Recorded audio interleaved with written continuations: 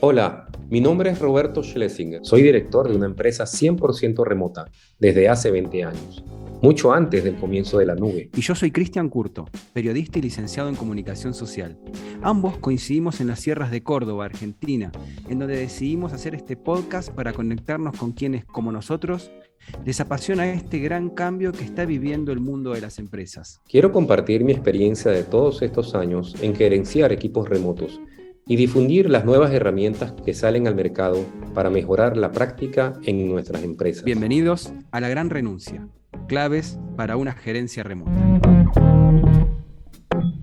Bienvenidos a un nuevo capítulo de La Gran Renuncia. Nuestro invitado de hoy es David Blay. Es periodista, escritor, ha trabajado como comunicador en la radio, principalmente en el ámbito de los deportes. Desde hace más de una década asesora a deportistas de élite y empresas sobre cómo presentarse a los medios de comunicación. Tiene 2 presentaciones en TED, una específicamente sobre el teletrabajo. Ha publicado varios artículos sobre teletrabajo en diferentes revistas, entre ellas El Mundo de España. También realiza formaciones de teletrabajo. Entre los cursos que ofrece se encuentra el Cómo optimizar el rendimiento. En su libro titulado ¿Por qué no nos dejan trabajar desde casa?, nos enseña que la clave para poder tener éxito en el trabajo remoto es la formación y explica los principios que se deben aplicar para poner en marcha un ambiente laboral remoto. David, bienvenido y gracias por aceptar nuestra invitación. Pues es un placer. Gracias a vosotros por pensar en mí y estoy encantado de poder hablar de un lado al otro del charco. Genial. David, en tu libro ¿Por qué no nos dejan trabajar desde casa?, fue escrito antes de la pandemia, ¿correcto? En 2014, de hecho. Imagínate. ¿Crees que ahora en la pospandemia aún no nos dejan trabajar desde casa? Es decir, ¿se aprendió algo en la forzosa situación de trabajar de manera remota o las empresas en general no asumieron el reto?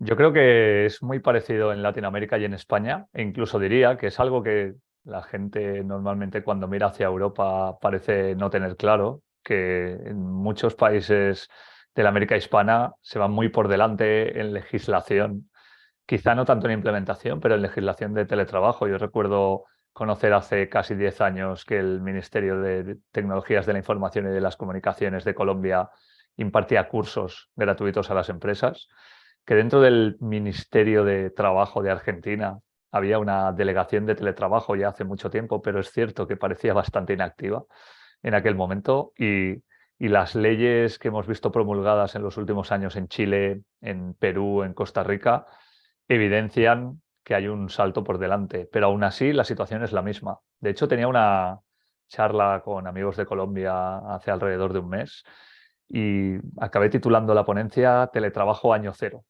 porque yo creo que hay un problema muy grande cuando algo te viene por imposición, aunque estuvieras deseando que ocurriera, no lo recibes igual que si te llega por convicción.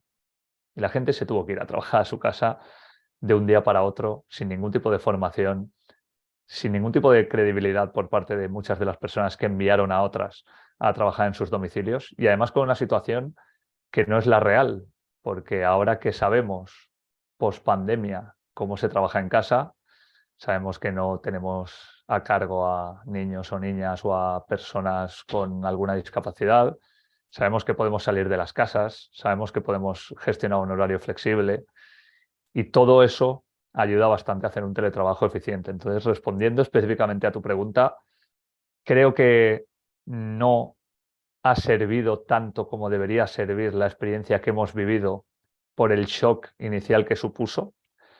Creo que aún así se ha demostrado que muchas empresas, de no haber existido el teletrabajo, hubieran quebrado y eso no ocurrió. Y ahora empieza la correlación de fuerzas entre la gente que quiere teletrabajar y las personas del ámbito directivo que todavía no confían en que puedan hacerlo. Bien, y te consulto, ¿qué es formar para el teletrabajo? ¿A qué te referís con formación de teletrabajo? Mira, muchas veces me he tenido que encontrar, igual que me pasa en algunos másters de gestión deportiva en los que doy clase, el 95% de mi público no es periodista. Y les tengo que enseñar que a lo mejor ellos van a formar parte de una federación, de un club o de un evento deportivo y quizá entren a Boca Juniors o a River Plate y tengan la suerte de tener un conglomerado de 50 personas alrededor, o quizá estén en una federación pequeña de un deporte minúsculo y ellos o ellas sean el director de marketing, el director de comunicación, el gerente y posiblemente la señora de la limpieza o el señor de la limpieza, ¿no? Entonces, cuando les intento explicar cómo comunicar, cómo llegar a los medios de comunicación, qué capacidad pueden tener de redactar una nota y de poder aparecer en algún periódico, radio o televisión, empezamos prácticamente desde el principio.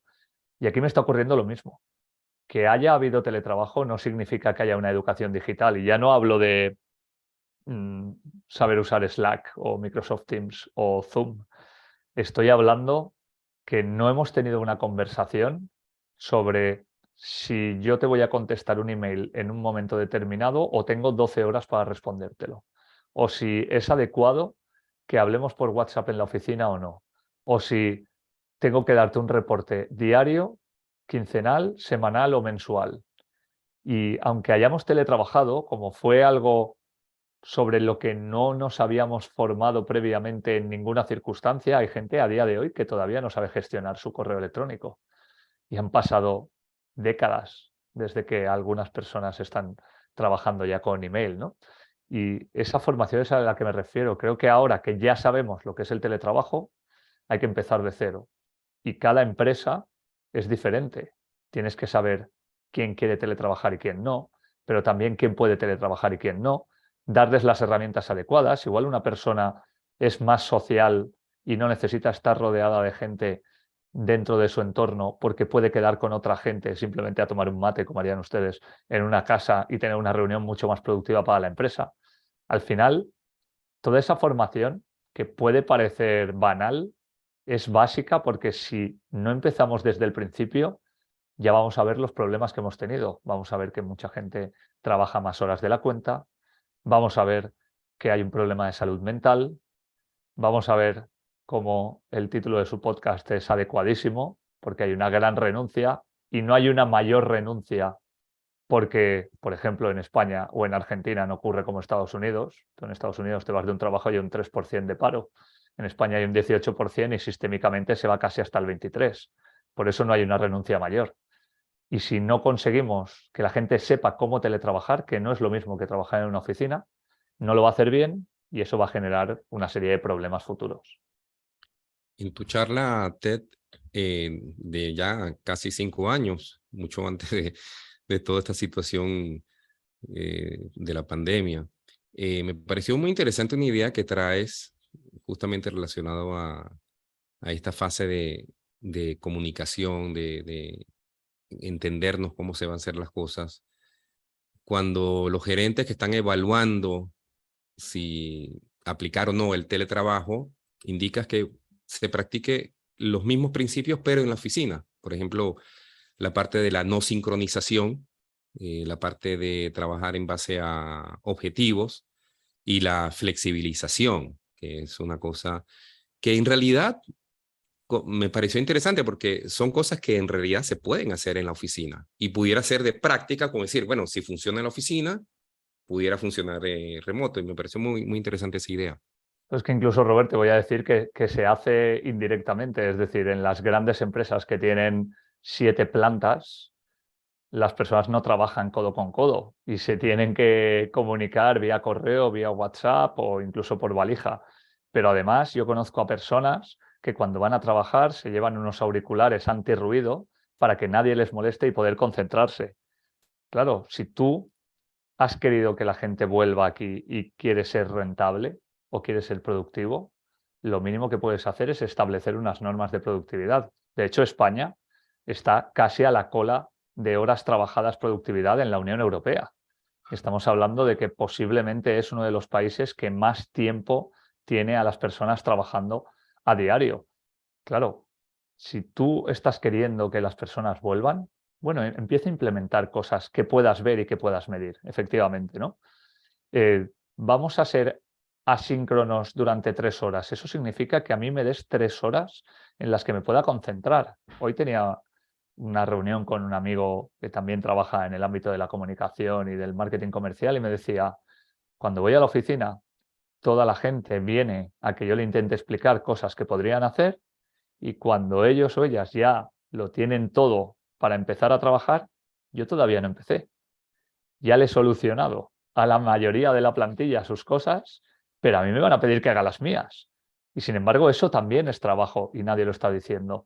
Y creo que en el caso que estamos viendo de que mucha parte de dirección está queriendo que la gente vuelva a la oficina, ya que las vamos a hacer volver, como mínimo implementemos pequeñas cosas que estén a la vista y que nos digan si funcionamos o no.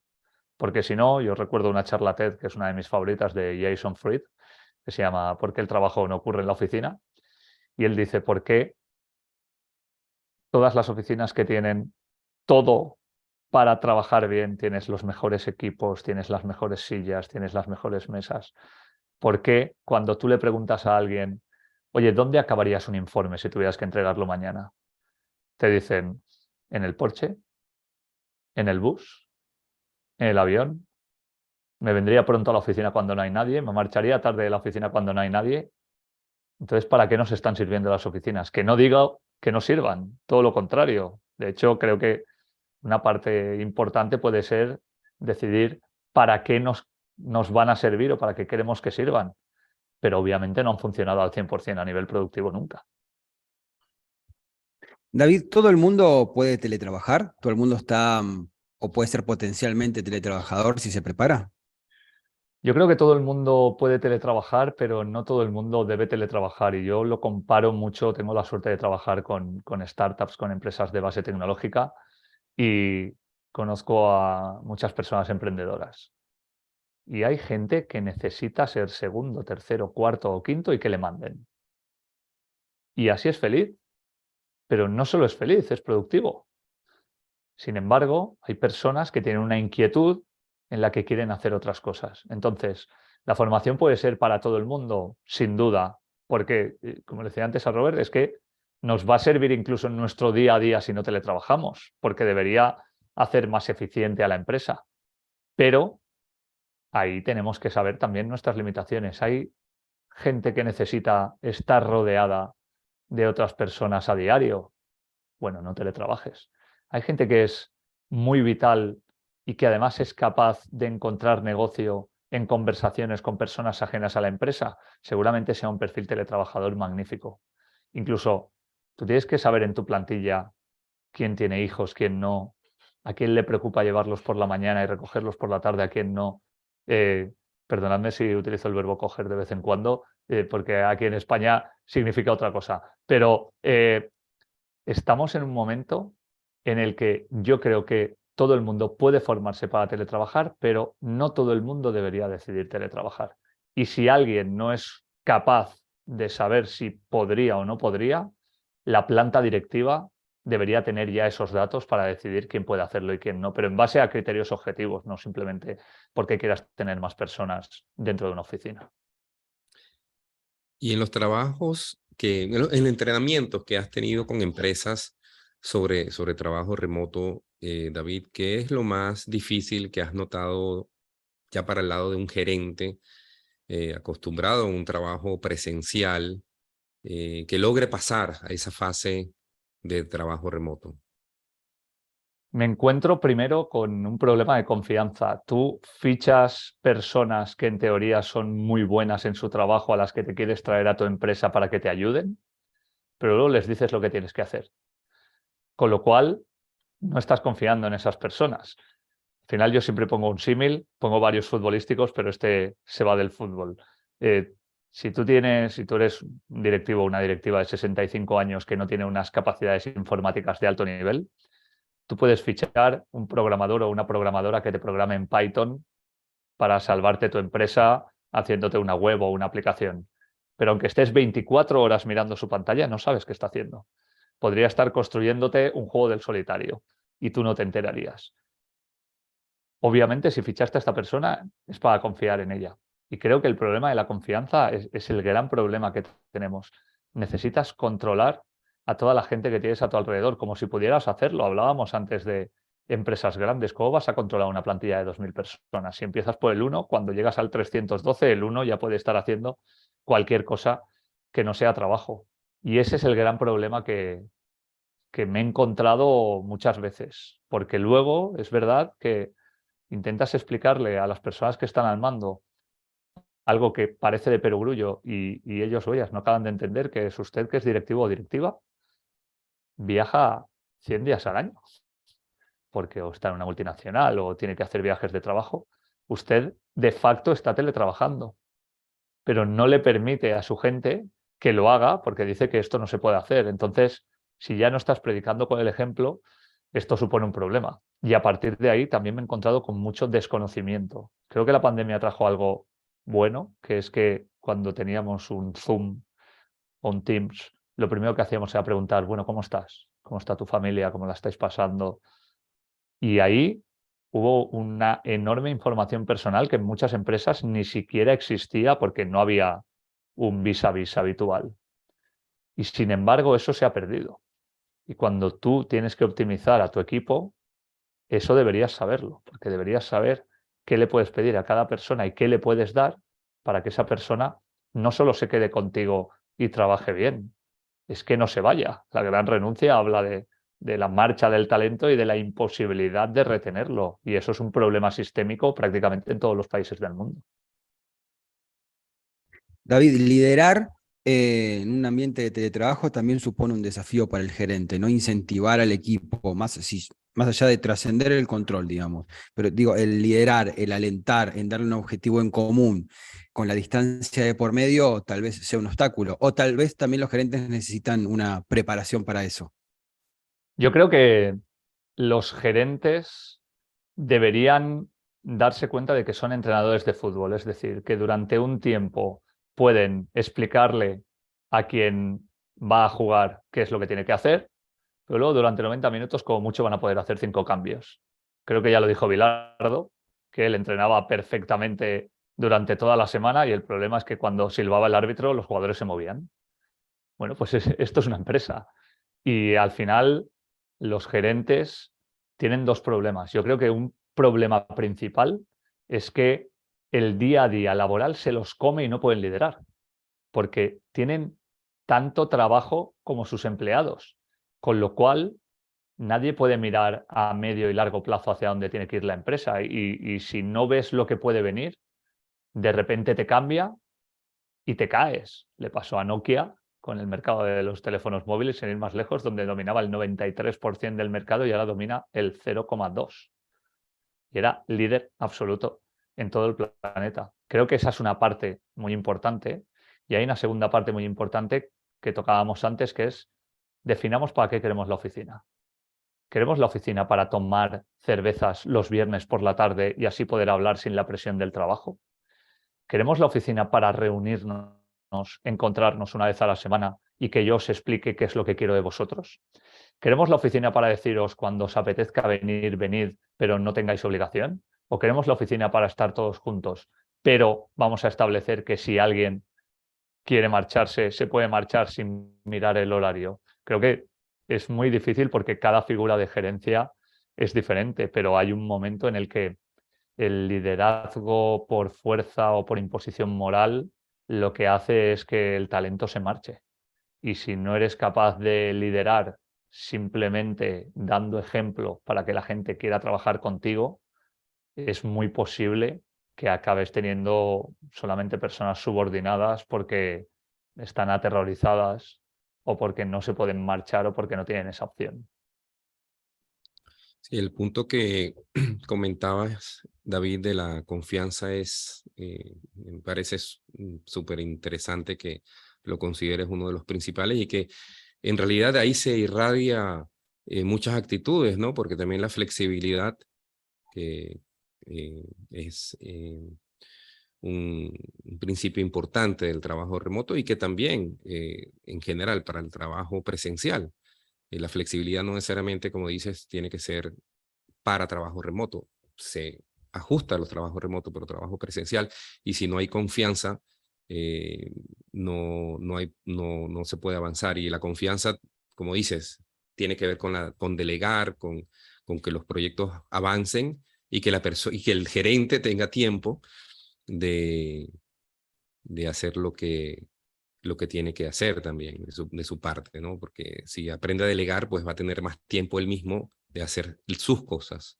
Bueno, incluso si no tiene la capacidad, hoy mismo estaba hablando con una periodista de Valencia sobre los nuevos trabajos del futuro y empieza a ver búsquedas en LinkedIn de Head of Remote, ¿no? De responsable de trabajo remoto, que sería la persona que se integraría dentro de la empresa por debajo del gerente para saber quién puede teletrabajar, quién no, quién quiere teletrabajar, quién no, a qué departamento hay que ir, en qué grado pueden teletrabajar, para qué se quiere la oficina, también para tener conversaciones que seguramente van a ser más fáciles con esta figura que con el propio gerente, porque el gerente siempre impone un respeto y además es quien puede decidir si sigues trabajando o no, y sin embargo ese Head of Remote lo que puede hacer es ganarse la confianza de los trabajadores y las trabajadoras para luego planificar todo eso. Y además, hablabas tú de la flexibilidad. Yo muchas veces he puesto un ejemplo que a mí me sigue sorprendiendo, porque estamos en la era de lo medible, donde ya nos estamos alimentando de una forma determinada, sabemos que tenemos que comer, etcétera, y seguimos sin hacer caso a nuestra cronobiología. Cuando yo estudiaba, yo recuerdo estudiar por la noche porque estaba más despejado. También recuerdo amigos míos levantarse muy temprano por la mañana para estudiar. Es decir, que cada persona tenía un ritmo circadiano que se llama distinto. Pero al final, el 98% de esas personas aprobaban la carrera y se incorporaban al mercado laboral. Eso significa que daba igual el método y las horas, y lo único que se perseguía era un trabajo por objetivos, que era aprobar esa carrera universitaria. ¿Qué es lo que pasa? Que luego la derivación del 90% de los trabajos van a la mañana. Hay gente que por la mañana no va. Y no va, no porque no quiera. Eso se toma 6 cafés y sin embargo no consigue despejarse. Pero si tú a esa persona le dejas que trabaje a partir de las 8 de la tarde, es un avión. Y si tú le has dicho necesito esto en 3 días, te tendría que dar igual por esa flexibilidad cuando trabaje mientras tú tengas lo que necesitas en el tiempo que necesitas. Y esto, sin embargo, parece un discurso avanzadísimo y es un discurso básico que hemos visto todos, incluso volviendo al fútbol. Hay equipos que jugando a las 2 de la tarde son incapaces de correr 10 metros y a las 10 de la noche son absolutamente imparables. Pues eso ya debería darnos también una pista de hacia dónde nos estamos yendo. En muchas personas está el concepto de que trabajando desde casa entras en un ambiente aislado y de desconexión, pero leí en uno de tus artículos tenías una mirada del tema que es todo lo contrario, o sea, donde el tener que estar encerrado en una oficina, en un horario fijo, no tienes la oportunidad de conectar con un abanico de personalidades que pudieras tener afuera. Eso lo indicas donde están todos, indicas textualmente, ¿no? Todos aquellos cafés que has dejado de tomar Sí, con gente interesante.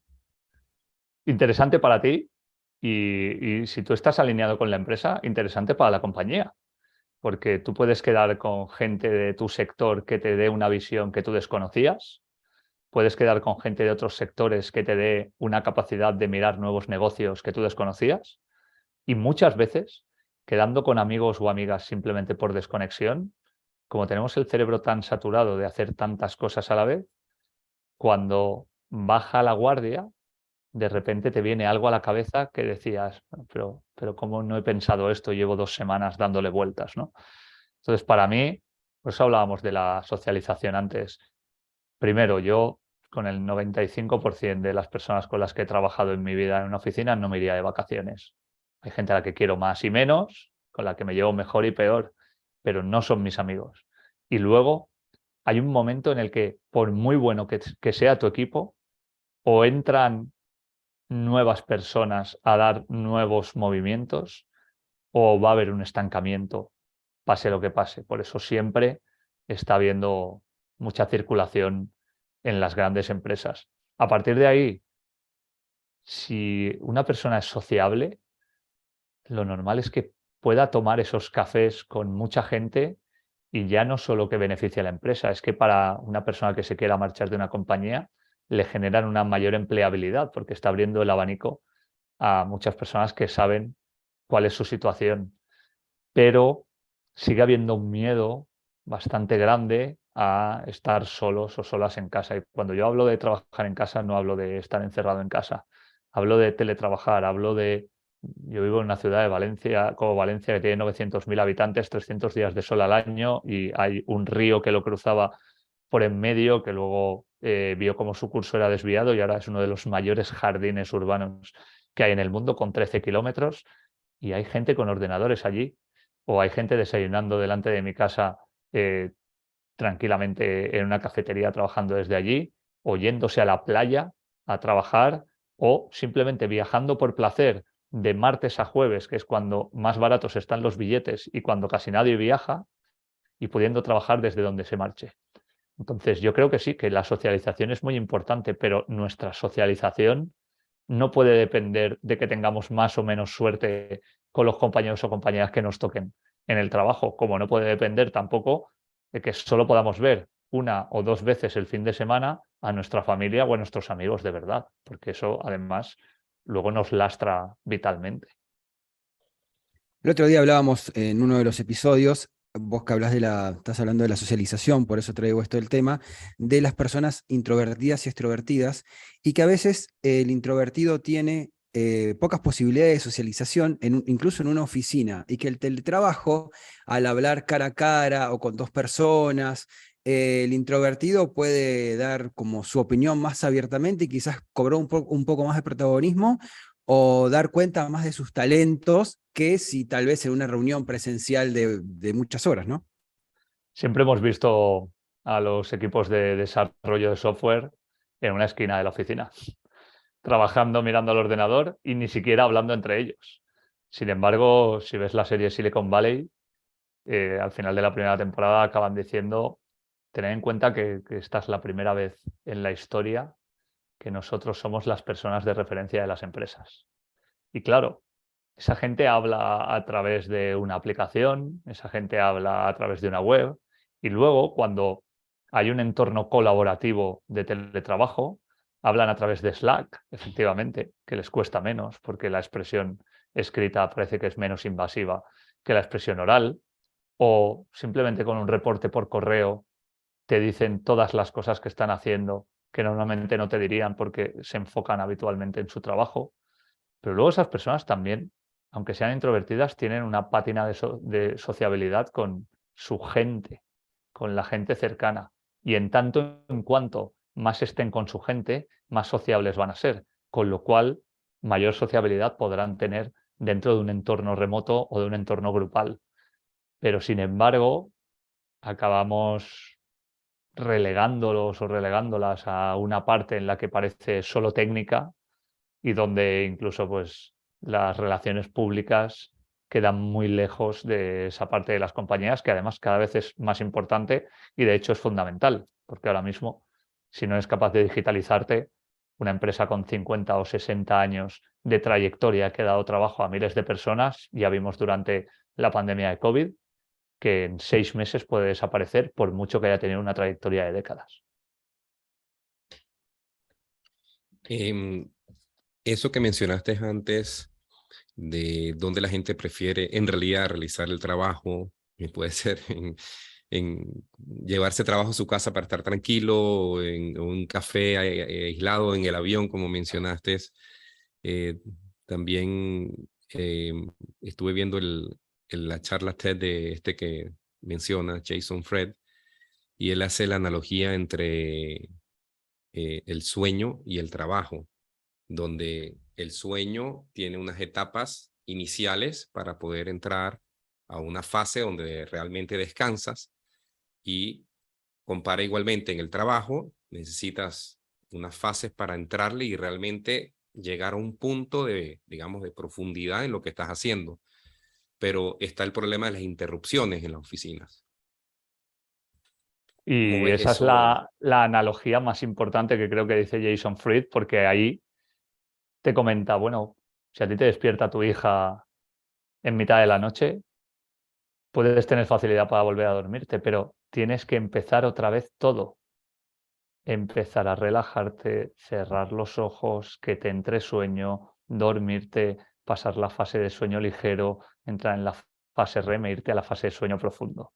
Y obviamente esa interrupción, yo además siempre lo he visto en dos situaciones muy claras. Una, cuando alguien está absolutamente enfocado en el ordenador haciendo una tarea y una persona de mayor rango viene por detrás y le dice: ¿qué te está haciendo? ¿Me lo puedes explicar? Pero no sabes si estoy haciendo un informe que te va a salvar la vida laboralmente mañana. Me estás interrumpiendo el foco por el que me pagas. Esa es una de las cosas que no acabo de entender. Y la segunda parte tiene que ver con la aparición repentina de una reunión. Dicen: bueno, vamos a reunirnos en 5 minutos. Bueno, pero es que si yo no entrego esto al cliente en 10, perdemos $10.000 mañana. No, hay reunión para todos. Y además la gente se cree que una reunión de 1 hora, y eso lo dice Jason también, es una reunión de 1 hora. Pero no, si tú te llevas a 7 personas es una reunión de 7 horas, porque es 1 hora de cada una de las personas. Así que tú mismo te estás restando 7 horas de productividad a tu empresa. De hecho, hay una serie de aplicaciones, creo que hay una que se llama Brilliant Meeting, que lo que te dice es, en base al salario medio de tu empresa, cada minuto de reunión lo que te está costando. Y la gente debería ponérselo delante para ver el dinero que está perdiendo, porque normalmente además las reuniones tampoco están bien planificadas. Y si ya son híbridas o totalmente remotas, mucho menos. Ahí entra la parte de formación que hablaba con Cristian, pero que esa es una segunda parte. O sea, tú tienes que irte a lo básico primero para irte luego a lo operativo que ya está ocurriendo, de cómo integro a alguien que está en híbrido si no va a poder hablar porque interrumpen más fácilmente quienes están presentes. Y ahí empieza a haber una serie de condicionantes que, si no se controlan bien, acaban siendo un problema inmenso para la propia compañía, y en la cuenta de resultados luego lo puedes ver, porque algo que tenía que haber salido un día no salió y eso hace que pierdas un cliente, y al perder un cliente tienes que irte rápido a por otro, y como no has podido focalizarte bien en lo que estabas haciendo, otro quizá está descontento o está hablando con alguien diciéndole que no estás haciendo bien tu trabajo, y todo eso viene por una interrupción. Sí, todo lo que decís me hace recordar, se me viene a la historia años y años de trabajo como trabajador y ver esto de que te interrumpan el trabajo que estás haciendo en desmedro también del propio interés de quien te contrata, ¿no? Es muy, muy interesante lo que decís. Y viendo que el panorama es tan interesante para una empresa desarrollarlo, ¿dónde crees que se ancla esa resistencia, ¿no? El querer seguir en el lugar o querer ver al trabajador, aunque sea simulando que hace algo, cuando se sabe que quizás si cumplió con el objetivo ya no hace nada. ¿Dónde se ancla esa resistencia al cambio? ¿Qué te parece? Yo creo que es muy difícil quitarte de encima lo que te enseñaron cuando eras pequeño. Recuerdo escribir el prólogo del libro diciendo que nos habían educado para sentirnos culpables, que por lo menos a mi generación nos dijeron que cuanto más trabajaras y más estudiaras, más oportunidades tendrías, y eso te daría una vida mejor y te permitiría poder hacer todo lo que quisieras. Y siempre me recuerda a la fábula de un pescador que está en una lancha tranquilamente y le viene una persona y le dice: oye, con todo lo que pescas, pues igual deberías venderlo y comprarte una segunda lancha, y esa segunda lancha te permitiría pescar el doble y entonces tendrías una flota, y teniendo una flota podrías pescar en más sitios y acabarías pescando muchas más cosas y acabarías teniendo una flota enorme y serías la compañía naviera más importante de tu país, y entonces serías rico. Y la siguiente pregunta de ese señor es: bueno, ¿y para qué me sirve eso? Dice: no, pues te serviría para irte a pescar cuando quisieras. Y dice: bueno, pero es que esto ya lo estoy haciendo, ¿no? Es verdad que con menos dinero, pero ahí hay una filosofía de vida. Entonces, creo que hay una parte muy importante en la que a una serie de generaciones le dijeron esto. Le dijeron: bueno, trabaja, que vas a llegar y eso te permitirá tener una casa y un auto, etcétera. Pero resulta que ahora hay gente joven que no quiere ir a grandes corporaciones porque le da igual el auto, o lo puede tener por suscripción y no hace falta que se lo compre, y no quiere vivir aquí más de 2 años y se va a un Airbnb durante 3 meses o 6 meses, o ahora por $10.000 se puede comprar una casa en Bali y a lo mejor establecerse allí, o simplemente ha visto cómo su padre y su madre, y alrededor de esto hay una canción de un grupo español que se llama Revolver, maravillosa, titulada El Dorado, que habla de: he pasado 1000 años viendo cómo mi madre trabajaba y llegaba a casa siempre tarde, una vez y otra vez, 30 días al mes. Bueno, pues para la gente que ha visto así a sus padres, ya saben que eso no lo quieren, que quieren ver crecer a sus hijos, o que quieren tener tiempo libre, y saben además que la tecnología debería permitírselo. A mí hay algo que me sigue llamando mucho la atención. Tenemos la tecnología para trabajar muchas menos horas que nuestros padres, muchas menos horas, y trabajamos las mismas. Pero, ¿qué sentido tiene esto? Cuando además se está diciendo que necesitamos un poco más de ocio y un poco más de consumo para que la economía se mueva, pero si la economía no se puede mover, si estás trabajando, no vas a comprar nada, salvo, como decía Cristian, cuando sabes que has acabado tu trabajo y estás mirando en Amazon o en cualquier sitio, porque es que hasta que no pase una hora no te dejan marcharte a casa. Sí, interesante esa canción que comentas, El Dorado, porque es verdad, porque esa búsqueda detrás de algo que insaciable, ¿no? De riqueza, riqueza, riqueza, pero pierdes lo que es la calidad de vida en realidad y te afecta a ti y afecta a tu familia también. Y esto tiene que ver con lo que se llama lo que se denomina el salario emocional, que es un tema que está tomando importancia. Eh, David, ¿qué percepción tienes del gerente en Latinoamérica de acordar salarios emocionales? Yo, del gerente en Latinoamérica y del gerente en España, que está ocurriendo, te diría que los salarios emocionales me parecen fantásticos. Creo que ayudan a que personas quieran seguir trabajando contigo, ayudan a atraer talento y a retenerlo, pero siempre que el salario pecuniario sea adecuado. Si tú me estás diciendo, bueno, yo te pagaría $1000, pero te voy a dar 600 y puedes trabajar desde donde quieras, entonces yo le diría, muy bien, pues si tú me das 600 tendré que buscarme otros 600. Ah, no, pero tienes que trabajar solo para mí. Bueno, pero es que con 600 no pago el alquiler. Sin embargo, si me das 1000 pero no me dejas hacer lo que quiero, seguramente no quiera trabajar contigo porque me estás quitando mi vida. Entonces, yo hace mucho que escribí sobre el salario emocional y hace mucho que leí sobre el salario emocional y estoy absolutamente de acuerdo con eso, pero siempre que el salario que se ofrezca sea justo. Es decir, a mí me estás pagando por hacer un trabajo en el que soy experto. Y aquí siempre pongo un ejemplo que tiene que ver con la comunicación. Yo llevo 25 años trabajando como periodista, tengo muchos contactos en España y en Latinoamérica de medios de comunicación. Para mí, hacer una llamada y gestionar una entrevista, si esta es más o menos noticiable, realmente no tiene un coste de tiempo alto. Pero me estás pagando porque yo tardé 25 años en poder hacer eso y eso es lo que vale dinero. Y a ti no debería importarte si estoy 1 minuto u 8 horas, si lo que tienes al final es una entrevista en Clarín, que es lo que estabas persiguiendo. Ahora, si además de eso me dices, bueno, tu salario emocional es que a mí me da igual que no trabajes 8 horas, mientras me consigas lo que quiera, puedes establecerte, pero cobrando tu tarifa habitual. Me parece fantástico. Pero creo que hay una perversión en dar a la gente un salario emocional de, bueno, puedes teletrabajar o te dejo conciliar más, pero te pago menos, ¿no? Oiga, incluso lo que pasó en Facebook, no, es que te pago menos en Palo Alto que en Wisconsin.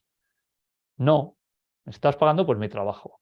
Que luego Palo Alto sea mucho más caro es un problema de quien ha establecido allí un sistema por el cual hay que pagar salarios absolutamente de locos para poder pagar siquiera una guardería para niños. Pero mi trabajo vale esto. Y a partir de ahí vamos a negociar, si tú quieres contar conmigo, de qué manera podemos estar contentos los dos para que todo el mundo sí que tenga un salario emocional, el tuyo porque estás en un momento en el que estás contando con un profesional que te ayuda y el mío porque tengo la libertad dentro de lo que tú me estás pidiendo como parámetro de hacer lo que pueda y de reportarte que lo hice bien tal como me pediste. David Blay, periodista experto en teletrabajo, muchísimas gracias por haber estado en La Gran Renuncia. Un honor para nosotros haber charlado con vos este rato. Muchísimas gracias por todos tus aportes. Un gustazo.